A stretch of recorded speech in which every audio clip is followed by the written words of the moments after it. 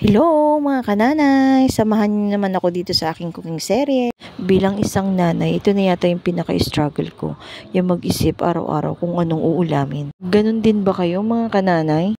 Tapos may mga anak ka pa magtatanong, anong ulam po natin nay? Anong ulam po natin ma? Kaya obligado ka talagang magluto. Minsan nga nasa palengke na ako, nag-iisip pa ako kung anong lulutuin. Kung mag-iista ka ba? Magmamanok ka ba? Magbababoy o maggugulay. Dagdag pa sa struggle natin mga kananay, yung pagbabudget. Andyan yung pag nasa palengke ka, mag-iikot-ikot ka muna hanggang sa makakita ka kung saan ka makakamura. Yung mura, pero quality pa rin syempre.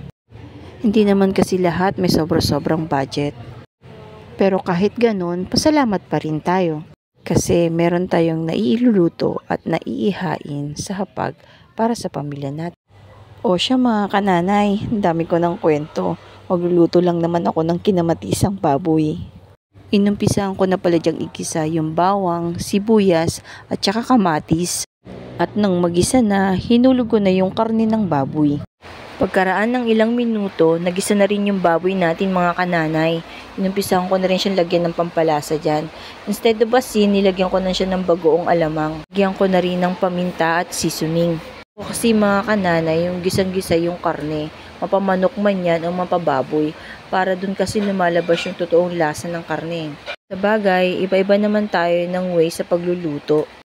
Hindi man tayo expert, pero tinatry pa rin natin yung best natin. Para sa akin kasi mga kananay, pag nilalagyan mo ng love o pagmamahal yung niluluto mo, lalong sumasarap yan.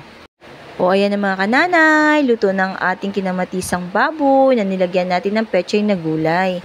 Hanggang sa muli, salamat sa panonood. God bless!